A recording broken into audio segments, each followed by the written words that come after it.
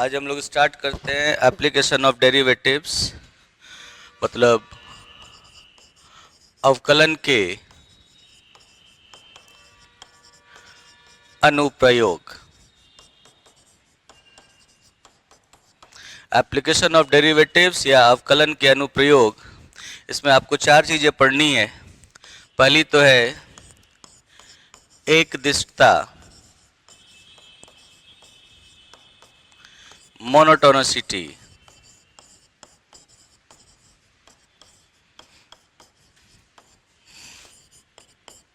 दूसरी है उच्चिष्ट एवं निम्निष्ठ।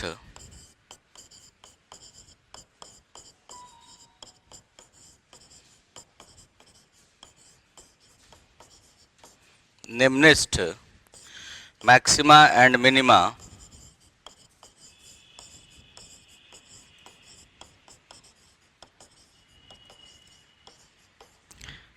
तीसरा पॉइंट है, पहला है एक दिशता, दूसरा पॉइंट है उच्चिष्ट एवं निम्निष्ठ, तीसरा है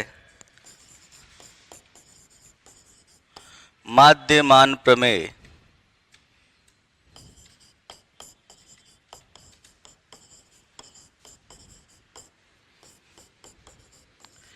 मीन वैल्यू थ्योरम्स।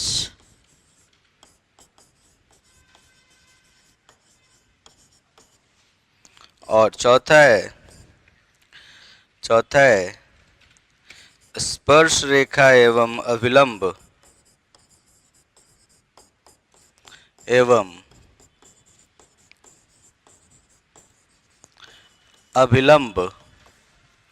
मतलब टेंजेंट एंड नॉर्मल।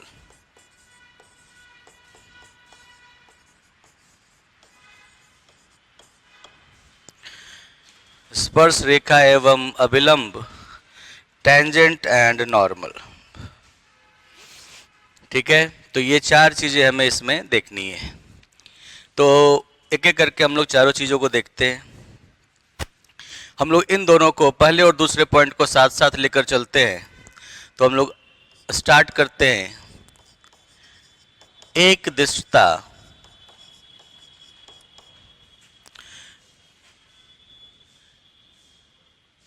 एवं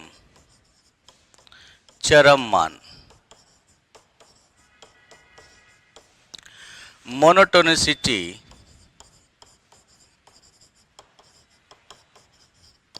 एंड एक्सट्रीम वैल्यूज। एक दिशता एवं चरम मान, मोनोटोनिसिटी एंड एक्सट्रीम वैल्यूज, मतलब हम लोग पहले और दूसरे को एक साथ लेकर चलेंगे। फर्स्ट और सेकंड को एक साथ लेकर चलते हैं। तो monotonicity and extreme values, maximum और मिनिमम। एक्सट्रीम चरम मान का मतलब है या तो वो उच्चिष्ट हो सकता है या फिर निम्निष्ठ हो सकता है, या तो मैक्सिमम हो सकता है या फिर मिनिमम हो सकता है। दोनों में से कोई भी हो सकता है। तो सबसे पहले तो हम लोग बात करते हैं, क्योंकि आपने इस टॉपिक को देखा है अवकलन के अनुप्रयोग, तो इसका मतलब हम लोग जो भी कॉन्सेप्ट देखेंगे वो सब कुछ हम लोग देखेंगे अवकलन के संदर्भ में, कि ये मानकर चलेंगे कि फंक्शन में अवकलन हो सकता है, तो अवकलन को यूज करके इन चीजों को कैसे ज्ञात करेंगे। तो सबसे पहले तो हम लोग इसकी परिभाषा लिख लेते हैं, परिभाषा समझ लेते हैं। देखो, सबसे पहली बात तो है कि किसी बिंदु पर एकदिष्ट होने का मतलब क्या हुआ। माना कि f close interval a to b, या किसी भी ओपन इंटरवल से भी हो सकता है। ठीक है, इसलिए मैं सीधा इंटरवल लिखता हूं i से r। माना कि f i से r एक फलन है। माना कि f i से r एक फलन है। ठीक है, let f from i to r is a function. माना कि f i से r एक फलन है, let f from i to r be a function. तथा तथा तथा c अंतराल i का आंतरिक बिंदु है। आंतरिक का मतलब कि भाई उसके बाउंड्री पे नहीं है। ए और बी अगर कहे, जैसे ए और बी कहे, तो ए और बी को छोड़कर बाकी जो बिंदु होते हैं वो आंतरिक बिंदु होते हैं। Let f from I to R be a function. Let f from I to R be a function and C is an interior point of interval I. C is an interior point of interval I. C अंतराल का आंतरिक बिंदु है। ठीक है, अब इसकी परिभाषा पहले मैं लिखवा देता हूं। एक दिशता का क्या मतलब है, चरम मान का क्या मतलब है, इसकी परिभाषा लिखवा देता हूं, फिर उसके बाद हम लोग उसमें अवकलन के अनुप्रयोग देखेंगे। पहली परिभाषा है कि फलन f बिंदु C पर, देखो एक दिशता दो तरह की होती है, वर्धमान या ह्रासमान। तो बिंदु C पर वर्धमान होगा, वर्धमान मतलब इंक्रीजिंग, वर्धमान होगा यदि फलन बिंदु C पर वर्धमान होगा यदि कम से कम एक छोटा सा अंतराल मिले, there exist epsilon greater than 0, जहां प्रत्येक h जो 0 और एप्सिलॉन के बीच में हो उसके लिए, प्रत्येक h जो 0 और एप्सिलॉन के बीच में हो उसके लिए, ठीक है, या प्रत्येक h1, h2 जो 0 और एप्सिलॉन के बीच में हो, प्रत्येक h1, h2 जो 0 और एप्सिलॉन के बीच में हो के लिए f of c minus h पर फलन का मान, c माइनस h1 पर फलन का मान f ऑफ c से छोटा या बराबर हो, और फिर c पर फलन का मान f of c plus h2 से छोटा या बराबर हो। तो माना कि f i से r एक फलन है तथा c अंतराल i का एक आंतरिक बिंदु है। तो फलन f बिंदु C पर वर्धमान होगा यदि एक ऐसा एप्सिलॉन ग्रेटर देन 0 विद्यमान हो जहां, देखो h1 पॉजिटिव है, h2 पॉजिटिव है। तो अगर c माइनस h1 करोगे तो वो बिंदु C से थोड़ा पहले होगा, और c प्लस h2 करोगे तो वो बिंदु C से थोड़ा आगे होगा। तो कहने का मतलब है कि फलन वर्धमान तब कहलाएगा जब C के पहले वाले बिंदु पर फलन का मान छोटा और C के आगे वाले बिंदु पर फलन का मान बड़ा हो। तो इसका मतलब फलन बिंदु C पर वर्धमान फलन है। उसके बाद सेकंड पॉइंट पे आ जाओ। ये तो वर्धमान हो गया, ह्रासमान कब होगा? फलन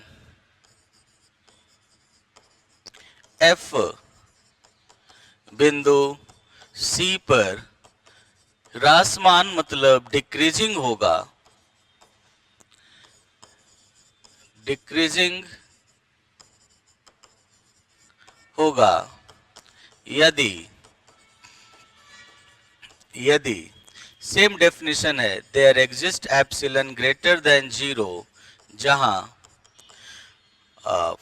for every 0 less than h1, h2 less than epsilon के लिए, अब इस बार ह्रासमान है तो छोटे वाले पॉइंट पर फलन का मान बड़ा होगा और बड़े वाले पॉइंट पर फलन का मान छोटा होगा। छोटे वाले पॉइंट पर फलन का मान बड़ा हो जाएगा और बड़े वाले पॉइंट पर फलन का मान छोटा हो जाएगा।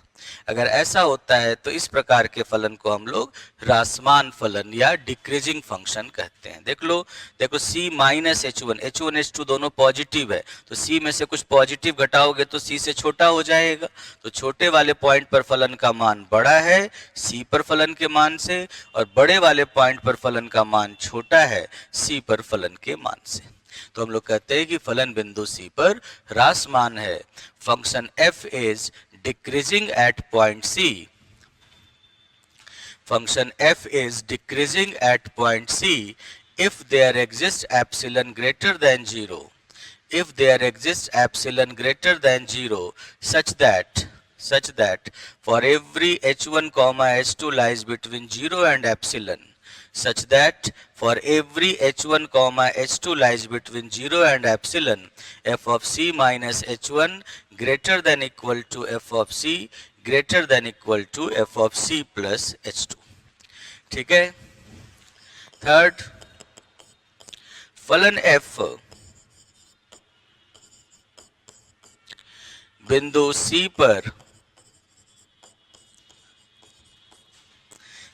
C पर स्थानीय उच्चिष्ट मान रखता है.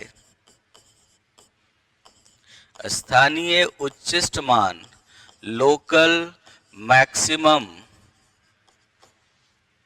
वैल्यू. फलन f बिंदु C पर स्थानीय उच्चिष्ट मान रखता है. मतलब C पर मान आसपास के मानों से बड़ा है. यदि वही same definition, there exist epsilon greater than 0, जहां for every 0 less than h1 comma h2 less than epsilon, f of c is greater than equal to f of c minus h1 तथा f of c is greater than equal to f of c plus h2. And fourth is फलन f बिंदु C पर, फलन f बिंदु C पर स्थानीय निम्निष्ठ मान रखता है. निम्निष्ठ मान, local minimum value, local minimum value रखता है. स्थानीय निम्निष्ठ मान रखता है यदि there exist epsilon greater than 0, जहां 0 less than h1 comma h2 less than epsilon के लिए, जहां 0 less than h1 comma h2 less than epsilon के लिए f ऑफ c का मान, ठीक है, less than equal to f of c minus h1 तथा f of c less than equal to f of c plus h2. मतलब इस बिंदु पर फलन का मान आसपास के दोनों तरफ के बिंदुओं पर फलन के मान से छोटा या बराबर हो. ठीक है. Function f has a local minimum value at point C. Function f has a local minimum value at point C. Function f has a local minimum value at point C if there exists epsilon greater than 0. If there exists epsilon greater than 0 such that 0 less than h1 comma h2 less than epsilon, such that for every 0 less than h1 comma h2 less than epsilon, f of c is less than equal to f of c minus h1 and f of c is greater than f of c is less than equal to f of c plus h2. ये चारों के definition हो गए. मैं आपको ऐसे समझाता हूं कि जैसे देखो, ये एक बिंदु है, आंतरिक बिंदु है C. अगर इससे पहले, ठीक है, एक आपने इसका एक अंतराल ले लिया C माइनस एप्सिलॉन से C प्लस एप्सिलॉन, हमें सिर्फ there exist epsilon greater than 0, हमें इसके छोटे से अंतराल में बात करनी है. अब इस अंतराल में इसके पहले भी बहुत सारे बिंदु हैं. यहाँ पर बिंदु होगा C माइनस h1 और यहाँ पर कोई बिंदु होगा C प्लस h2. तो अगर छोटे बिंदु पर फलन का मान छोटा हो, C पर फलन का मान उससे बड़ा हो और उससे ज्यादा बड़ा आगे वाले बिंदु पर हो, तो आप कहोगे कि फलन, इसको हम लोग शॉर्ट में लिखते हैं, फंक्शन C पर इंक्रीज कर रहा है, वर्धमान है. देखो c माइनस एच पर इधर वाले पूरे पार्ट में जो फलन का मान है वो c पर मान से छोटा हो और आगे वाले पार्ट में फलन का मान c पर मान से बड़ा हो तो ये कहलाता है वर्धमान।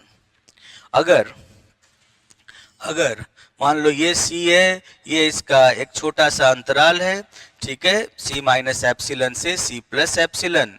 अब अगर छोटे वाले पॉइंट पर फंक्शन का मान बड़ा हो जाए और बड़े वाले पॉइंट पर फंक्शन का मान छोटा हो जाए तो हम लोग कहते हैं कि फंक्शन ह्रासमान है, डिक्रीजिंग फंक्शन है। तो हम लोग कहते हैं कि फंक्शन ह्रासमान या डिक्रीजिंग है, ठीक है, फलन डिक्रीजिंग है। समझ में आई बात? तो अगर ऐसे देखो, पहले वाले डेफिनेशन में आपने क्या देखा था कि वर्धमान के लिए आपने देखा था छोटे पॉइंट पर वैल्यू छोटी होनी चाहिए, बड़े पॉइंट पर वैल्यू बड़ी होनी चाहिए। ह्रासमान के लिए आपने देखा कि छोटे पॉइंट पर वैल्यू बड़ी होनी चाहिए और बड़े पॉइंट पर वैल्यू छोटी होनी चाहिए। तो इस तरह से देखते हो तो वो ह्रासमान होता है, डिक्रीजिंग होता है।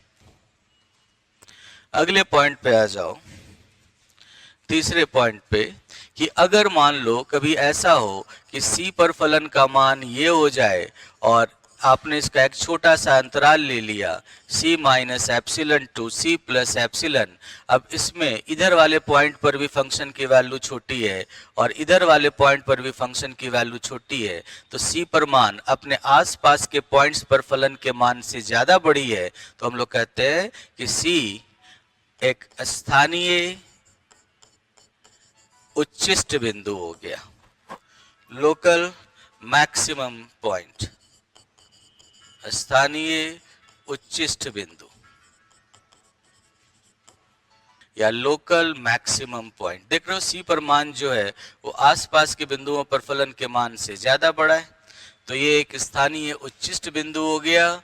और सी पर फलन का मान अपने आसपास के बिंदुओं पर फलन के मान से छोटा हो, सी पर ऐसा हो और आसपास के बिंदुओं पर फलन का मान कुछ ऐसा हो, तो आप कह सकते हो कि सी पर सी एक स्थानीय निम्निष्ट बिंदु, लोकल मिनिमम पॉइंट या पॉइंट ऑफ लोकल मिनिमम ऐसा बन जाता है। Point of local maximum, point of local minimum, यही चार परिभाषाएं आपने देखी, उसी को हम लोगों ने शब्दों में वहां पर लिखा था। बाकी कॉन्सेप्ट वही है कि सी पर फलन का मान बीच में आए, पहले वाले बिंदु पर फलन का मान छोटा, आगे वाले पे बड़ा हो, तो आप कहते हो कि वो उस बिंदु पर फलन वर्धमान है। पहले वाले पे बड़ा, बाद में छोटा हो, तो आप कहते हो कि फलन उस बिंदु पर ह्रासमान है। अगर उस बिंदु पर मान अपने आसपास के बिंदुओं के पे फलन के मान से बड़ा हो, तो हम लोग कहते हैं उस बिंदु पर फलन स्थानीय उच्चिष्ट मान रखता है।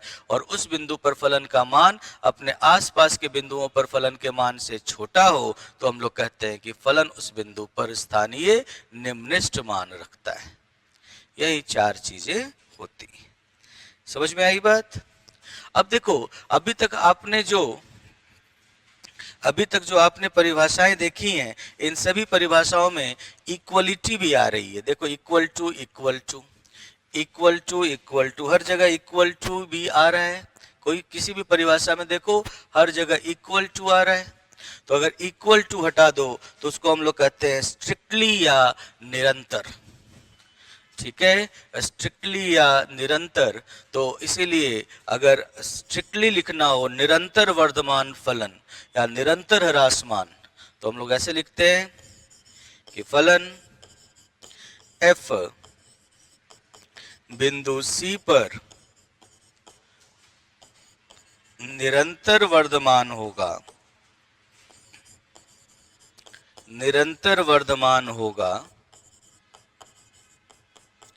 यदि फलन f बिंदु C पर निरंतर वर्धमान होगा, फलन f बिंदु C पर निरंतर वर्धमान होगा यदि there exists epsilon greater than 0, जहां for every 0 less than h1, h2 less than epsilon के लिए F of C minus H छोटा हो एफ ऑफ सी से और एफ ऑफ सी छोटा हो F of C plus H से। देख लो, ये निरंतर वर्धमान में इक्वलिटी हट गई, निरंतर वर्धमान में इक्वलिटी हट गई। ऐसा ही हुआ ना।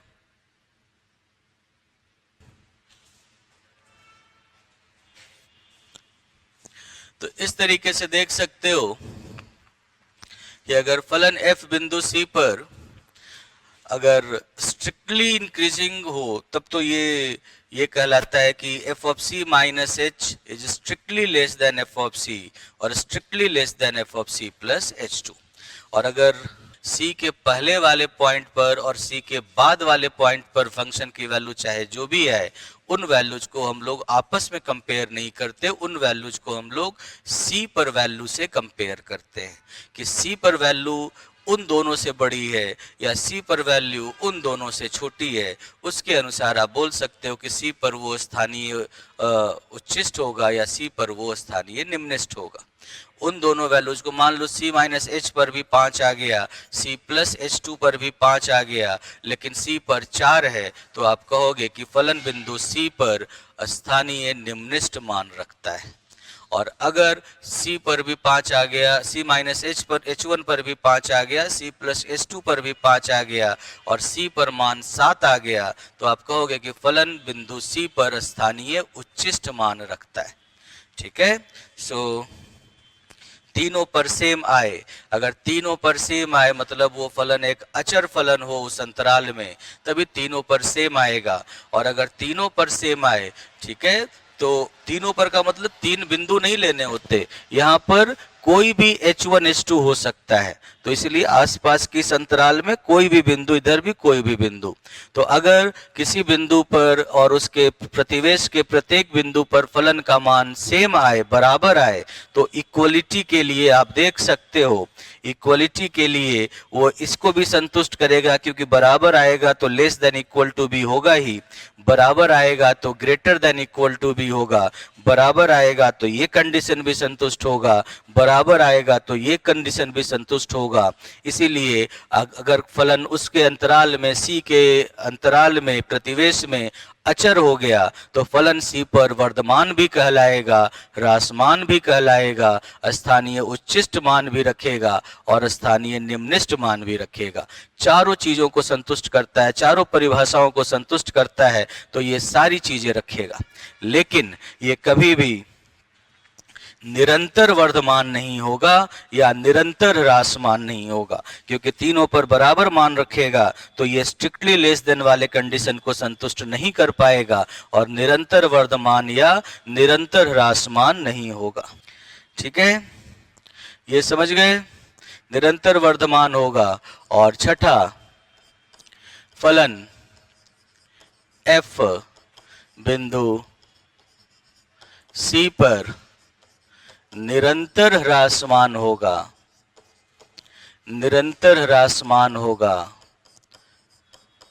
Function f is strictly decreasing at point c.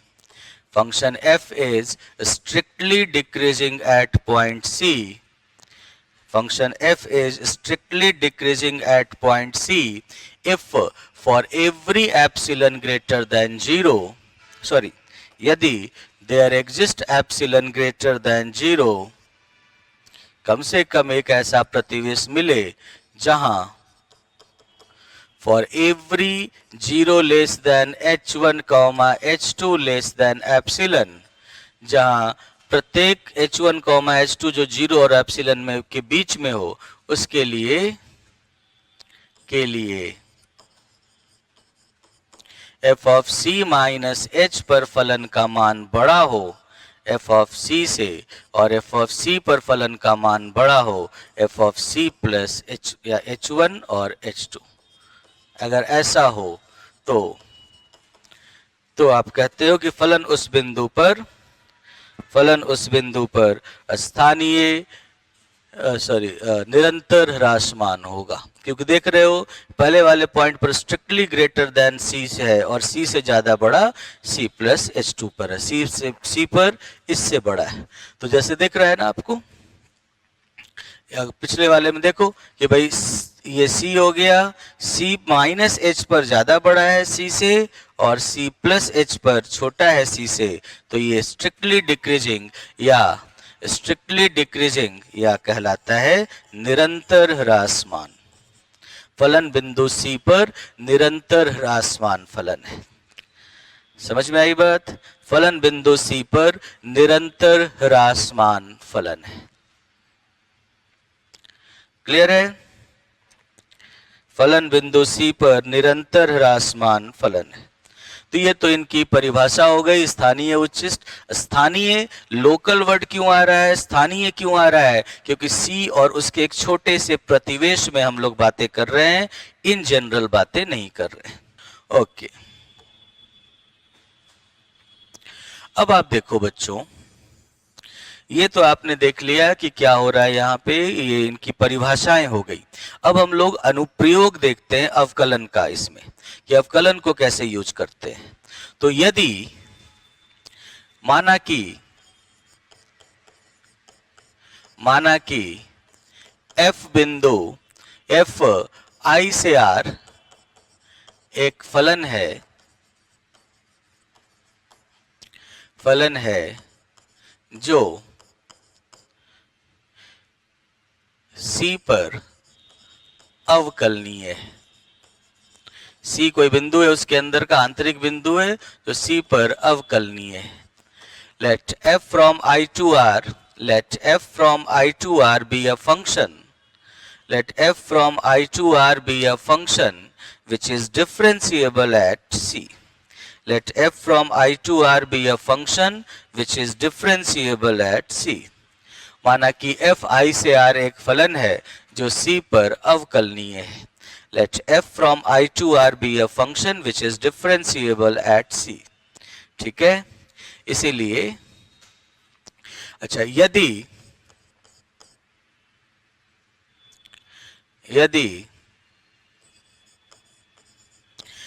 अब देखो डिफरेंशिएबल एट C है, इसका मतलब क्या होगा? डिफरेंशिएबल एट C है तो इसका मतलब, इसीलिए f डैश C का मान परिमिततः विद्यमान होगा। याद होगा, कोई भी फलन अवकलनीय कब होता है? जब उस बिंदु पर फलन के अवकलन का मान परिमिततः विद्यमान हो, परिमिततः विद्यमान होगा। So f dash value of f dash C, so value of f dash C exists finitely. Value of f dash C exists finitely. इसका मान परिमिततः विद्यमान होगा, मतलब value of f dash C exists finitely। अब अगर फाइनाइटली का मतलब कोई वास्तविक संख्या होगा इसका मान, या कोई रियल नंबर होगा। इसीलिए अतः therefore पहला f डैश C या तो धनात्मक होगा, दूसरा f डैश C या तो ऋणात्मक होगा, और तीसरा f डैश C या तो 0 के बराबर होगा। कोई भी वास्तविक संख्या या तो धनात्मक होगी या ऋणात्मक या 0। कोई भी वास्तविक संख्या या तो धनात्मक होगी या ऋणात्मक होगी या फिर 0 होगी। ऐसा ही होता है। तो f डैश C, क्योंकि अब हम लोग अवकलन के अनुप्रयोग देख रहे हैं, तो हम लोग ये देखना चाहते हैं कि अगर फलन C पर अवकलनीय है तो अवकलन को यूज करके हम लोग उच्चिष्ट, निम्निष्ट या वर्धमान, ह्रासमान को कैसे देख सकते हैं, मैक्सिमा, मिनिमा या फिर इंक्रीजिंग, डिक्रीजिंग को कैसे देख सकते हैं। तो यही तीनों में से कोई एक होगा। अब हम लोग पहला केस लेते हैं। पहला केस ले लेते हैं कि भाई f डैश C वर्धमान ग्रेटर देन 0 है। अगर f dash C greater than 0 होने का मतलब क्या हुआ कि limit h tends to 0 f of C plus h minus f of C बटा h ग्रेटर देन 0 हो गया। अगर f, यही तो होता है ना, f डैश C का मान यही होता है, ये अवकलन की परिभाषा तो यही है। f डैश C बराबर limit h tends to 0 f of C plus h minus f of C बटा h। अब इसके दो पार्ट होते हैं, अतः इसका मतलब कि f dash C plus right hand derivative भी left hand derivative f dash c plus f dash c minus के बराबर होगा और ये दोनों मिलकर कहलाएंगे एफ डैश सी जो कि 0 से बड़ा होगा। ये दोनों मिलकर कहलाएंगे एफ डैश सी जो 0 से बड़ा होगा। अब यदि एफ डैश सी प्लस 0 से बड़ा है, एफ डैश सी प्लस 0 से बड़ा है, इसका मतलब क्या हुआ? एफ डैश सी प्लस याद है बच्चों क्या होता है? Limit h tends to 0 plus f of C plus h minus F of c बटा एच, ये 0 से बड़ा है। अब आपको याद होगा कि ये देख लो एच क्या है? पॉजिटिव। एच है धनात्मक, तो डिनोमिनेटर तो हो गया धनात्मक, पॉजिटिव हो गया। डिनोमिनेटर भी पॉजिटिव है, हर भी पॉजिटिव है और रेशियो भी, अनुपात भी पॉजिटिव है।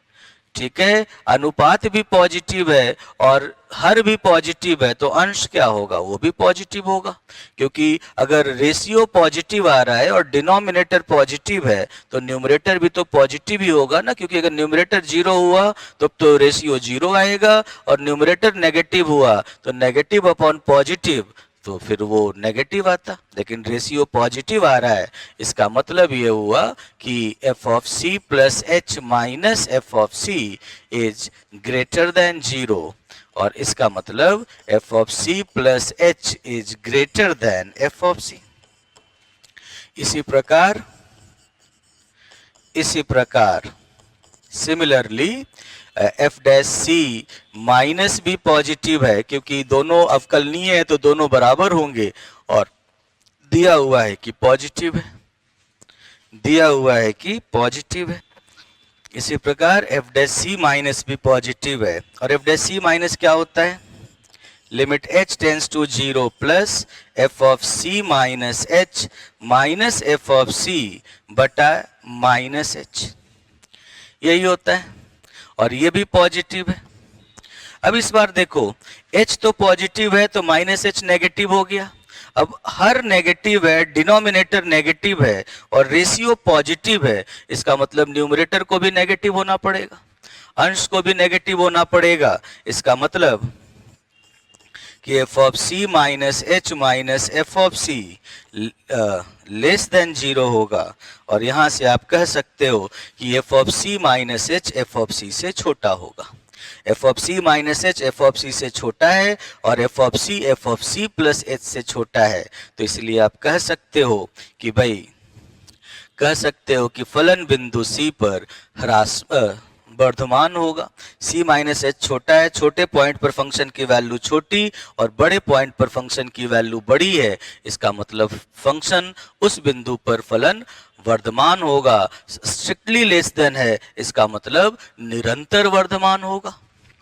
तो यदि एफ डैश सी पॉजिटिव होता है, यदि एफ डैश सी पॉजिटिव होता है तो फलन उस बिंदु पर निरंतर वर्धमान होता है। इसीलिए F of C minus H छोटा हो गया एफ ऑफ सी से, एफ ऑफ सी छोटा हो गया F of C plus H से। अतः यदि एफ डैश सी पॉजिटिव हो तो फलन एफ बिंदु सी पर निरंतर वर्धमान होता है।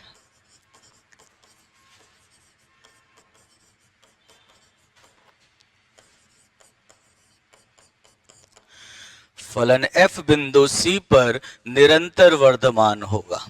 If f dash c is greater than 0, if f dash c is greater than 0, then function is strictly increasing at point C.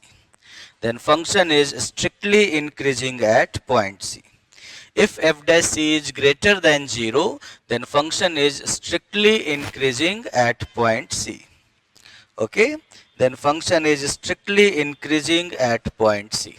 Second case में बिल्कुल सेम तरीके से आप देख सकते हो कि अगर f डैश c नेगेटिव होगा तो फंक्शन स्ट्रिक्टली डिक्रीजिंग होगा। अगर f dash c less than 0 हो, नेगेटिव हो, तो क्या होगा?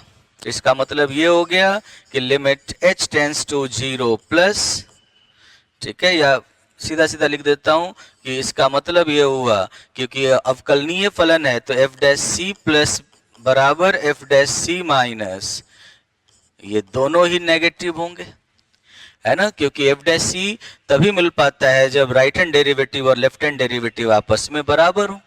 तो अगर ये नेगेटिव है तो इसका मतलब ये दोनों जो आपस में बराबर है वो नेगेटिव होगा। अब f dash c plus less than zero का मतलब हुआ limit h tends to zero plus f of C plus h minus F of c बटा एच लेस देन जीरो। अब इस बार देखो, डिनोमिनेटर पॉजिटिव है, हर पॉजिटिव है और रेशियो नेगेटिव है। तो अगर डिनोमिनेटर पॉजिटिव है और रेशियो नेगेटिव है तो मतलब न्यूमरेटर को नेगेटिव होना पड़ेगा। This implies f of C plus h minus F of C less than zero, और इसका मतलब f of C plus h जो होगा वो एफ ऑफ सी से छोटा होगा। F of C plus h f of c से छोटा होगा। और इसी प्रकार सिमिलरली अगर f dash c minus b less than zero हो गया बच्चों, तो इसकी परिभाषा के अनुसार limit h tends to zero plus f of C minus F of c बटा माइनस एच नेगेटिव हो जाएगा। अब देख लो कि डिनोमिनेटर नेगेटिव है और रेशियो भी नेगेटिव है, तो ये तभी संभव है जब न्यूमरेटर पॉजिटिव होगा। पॉजिटिव बटा नेगेटिव ही नेगेटिव होता है, नेगेटिव बटा नेगेटिव तो पॉजिटिव हो जाता है और जीरो बटा नेगेटिव जीरो हो जाता है। तो अगर डिनोमिनेटर फिक्स नेगेटिव है तो न्यूमरेटर को पॉजिटिव होना पड़ेगा। इसका मतलब f of C minus F of c जो होगा उसे ग्रेटर देन जीरो होना पड़ेगा, और जब वो ग्रेटर देन जीरो होगा तो इसका मतलब ये हुआ कि F of C minus h f of c से बड़ा होगा। समझ में आई बात? और इसीलिए इन दोनों को मिलाकर आप कह सकते हो कि भाई F of C minus H इस बार एफ ऑफ सी से स्ट्रिक्टली बड़ा हो गया, और एफ ऑफ सी जो है वो F of C plus H से स्ट्रिक्टली बड़ा हो गया। अतः फलन एफ बिंदु सी पर निरंतर ह्रासमान होगा।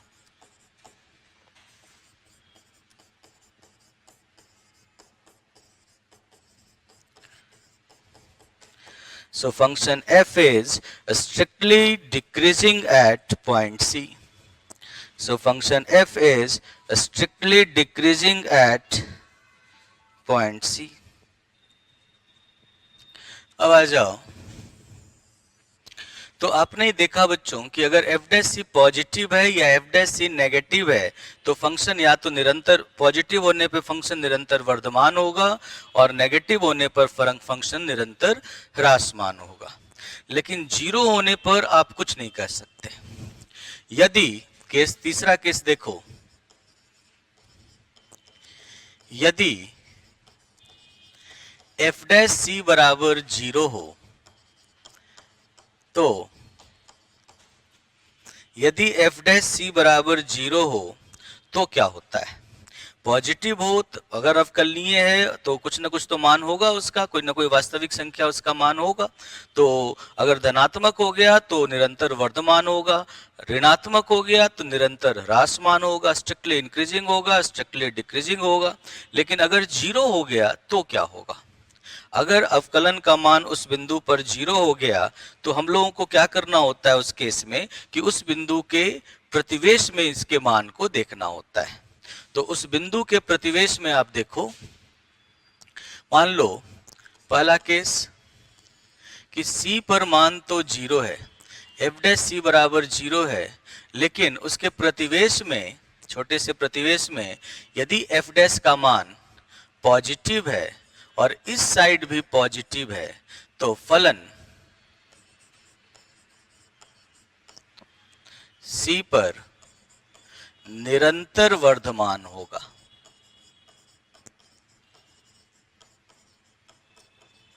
निरंतर वर्धमान होगा,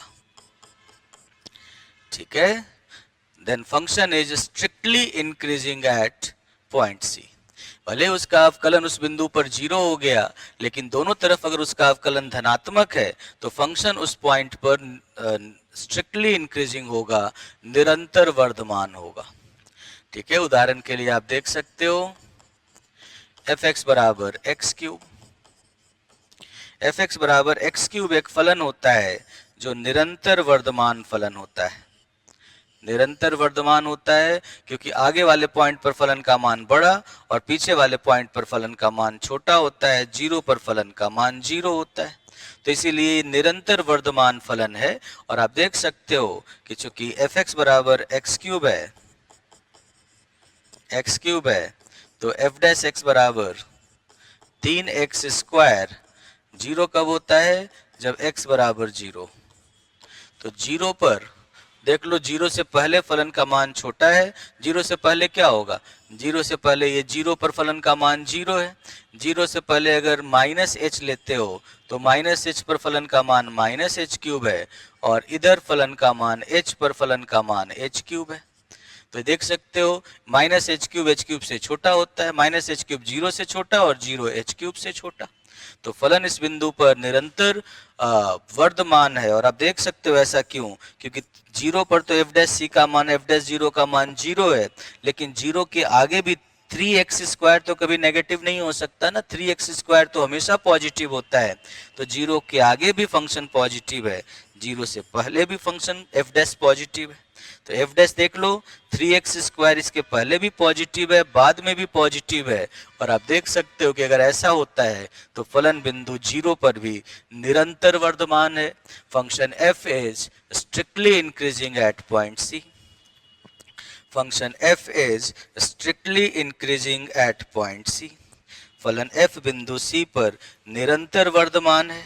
तो देख लो, अगर ऐसा ही अगर एफ एक्स बराबर, दूसरे केस में आप ऐसे देख सकते हो कि ये सी बिंदु हो गया। सी पर तो एफ डैश 0 है, लेकिन इसके दोनों तरफ इसके एफ डैश का मान नेगेटिव हो, ऋणात्मक हो, तो कह सकते हो कि फलन सी पर निरंतर ह्रासमान है।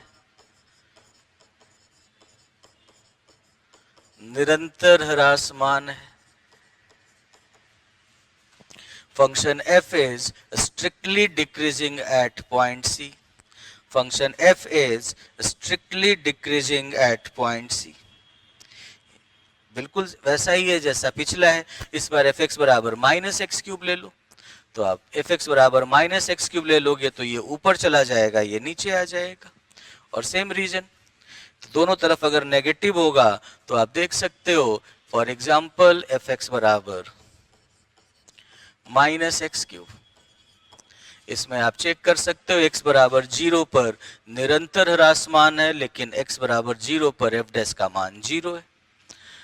तीसरा एग्जाम्पल, तीसरा केस, अगर c पर मान एफ डैश का 0 हो, लेकिन c से पहले इसका मान धनात्मक हो, पॉजिटिव हो, और बाद में नेगेटिव हो। दोनों साइड सेम नहीं होने की जगह पहले पॉजिटिव हो और बाद में नेगेटिव हो। तो खुद समझो इस चीज को कि पहले तो जिस बिंदु पर फलन के अवकलन का मान धनात्मक होगा, पॉजिटिव होगा, उस बिंदु पर तो फलन इंक्रीज करेगा, वर्धमान होगा। तो आप देख सकते हो यहाँ पर एफ डैश पॉजिटिव है। एफ डैश पॉजिटिव है कहाँ? सी पर नहीं, सी पर तो एफ डैश 0 है, लेकिन सी के लेफ्ट हैंड साइड में, इस वाले अंतराल में, लेफ्ट नेबरहुड में जितने भी बिंदु हैं उन सभी बिंदुओं पर एफ डैश पॉजिटिव है। मतलब उन बिंदुओं पर फलन वर्धमान है, फलन आगे की तरफ बढ़ रहा है। ठीक है, फलन आगे की तरफ बढ़ रहा है और उसके बाद फलन ह्रासमान है। तो आप समझो कि फलन कैसा जाएगा? पहले ऊपर की तरफ जाएगा, फिर वापस नीचे आ जाएगा। पहले तो सी से पहले तो ऊपर की तरफ जा रहा है और सी के बाद फलन नीचे की तरफ आने लगा। तो इसका मतलब क्या हुआ कि सी के पहले फंक्शन इंक्रीज कर रहा है, बाद में डिक्रीज कर रहा है। आप खुद सोचो कि पहले शुरू में फंक्शन ऊपर की तरफ गया, ऊपर पे पहुंचने के बाद, किसी पीक पे पहुंचने के बाद, किसी ऊंचाई पर पहुंचने के बाद वापस नीचे आने लगा। तो जो ऊंचाई होगा वो स्थानीय उच्चिष्ट मान होगा, क्योंकि दोनों तरफ के मान छोटे हैं उस बिंदु पर फलन के मान से। तो देख लो, पहले फलन बढ़ रहा है फिर घट रहा है, तो इस बिंदु पर दोनों तरफ के बिंदुओं पर फलन के मान से बड़े मान होंगे और इसीलिए फलन C पर स्थानीय उच्चिष्ट मान रखेगा, उच्चिष्ट मान रखेगा। Function has a local maximum value at point C। Function has a local maximum value at point C।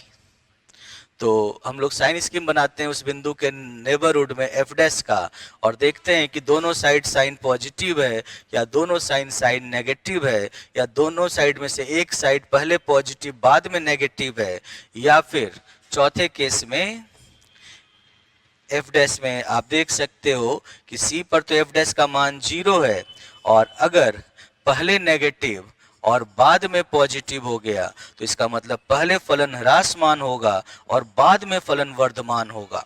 पहले नेगेटिव बाद में पॉजिटिव, तो जिस बिंदु पर एफ डैश का मान नेगेटिव होता है उस बिंदु पर तो फलन ह्रासमान होता है, तो पहले नीचे की तरफ जाएगा और बाद में ऊपर की तरफ जाएगा, तो इस टाइप का बनेगा वो, और इस टाइप का बनेगा। इसका मतलब कि सी बिंदु पर फलन स्थानीय निम्निष्ठ मान रखेगा।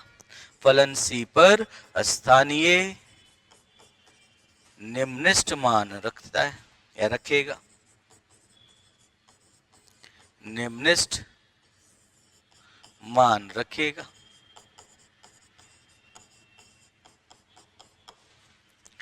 स्थानीय निम्निष्ठ मान रखेगा। So function has a local minimum value at point C. Then function has a local minimum value at point C. समझ में आई बातें? स्थानीय उच्चिष्ट, स्थानीय निम्निष्ठ। अगर एफ डैश सी का मान 0 है, एफ डैश सी का मान 0 है, तो फलन उस बिंदु सी पर निरंतर वर्धमान भी हो सकता है। इस स्थिति में निरंतर ह्रासमान भी हो सकता है। इस स्थिति में उस बिंदु पर स्थानीय उच्चिष्ट मान भी रख सकता है इस स्थिति में, और स्थानीय निम्निष्ठ मान भी रख सकता है इस स्थिति में। एक बच्चे ने कहा कि सर सी वाला एग्जाम्पल बताना। सी वाला एग्जाम्पल आपको जानना है तो आप एफ एक्स बराबर कॉस एक्स ले लो, एक्स बराबर 0 पर। एफ एक्स बराबर कॉस एक्स ले लो, एक्स बराबर 0 पर, देख सकते हो। और अगर इसका मान देखना है, एफ एक्स बराबर, इस वाले में उदाहरण में एफ एक्स बराबर एक्स स्क्वायर ले लो, एक्स बराबर 0 पर। बहुत सारे एग्जाम्पल आप देख सकते हो।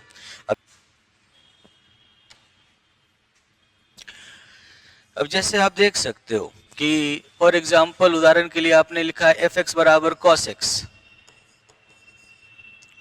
तो कॉस एक्स लिया तो एफ डैश एक्स बराबर क्या हो जाएगा? एफ डैश एक्स बराबर माइनस साइन एक्स। इसका मतलब एफ डैश 0 बराबर माइनस साइन 0 बराबर 0 है। देख लो 0 पर फलन का मान 0 है। अब 0 के छोटे से प्रतिवेश में देखो, 0 के छोटे से प्रतिवेश में देखो कि भाई 0 से थोड़ा सा पहले आओगे तो साइन नेगेटिव हो जाता है। 0 से थोड़ा सा पहले आने पर साइन नेगेटिव हो जाता है, और उसके आगे माइनस लगा दोगे तो ये पॉजिटिव हो जाएगा। और 0 से थोड़ा सा आगे जाने पर साइन पॉजिटिव होता है, उसके आगे माइनस लगा होगा तो वो नेगेटिव होगा। देखो तीसरा केस बन गया, पहले ये ऊपर की तरफ जा रहा है, बाद में नीचे की तरफ आ रहा है। और आपने अगर ग्राफ भी देखा होगा cos x का, तो ये ऐसा ही तो होता है। cos x का 0 पर cos x का मान 1 होता है, और इधर उधर मान उससे छोटे होते हैं। देख लो इधर भी मान छोटा है, इधर भी मान छोटा है, तो ये 0 पर स्थानीय उच्चिष्ट मान रखता है। भले उस पर अवकलन का मान 0 है, लेकिन फिर भी 0 पर यह स्थानीय उच्चिष्ट मान रखता है। समझ में आई बात?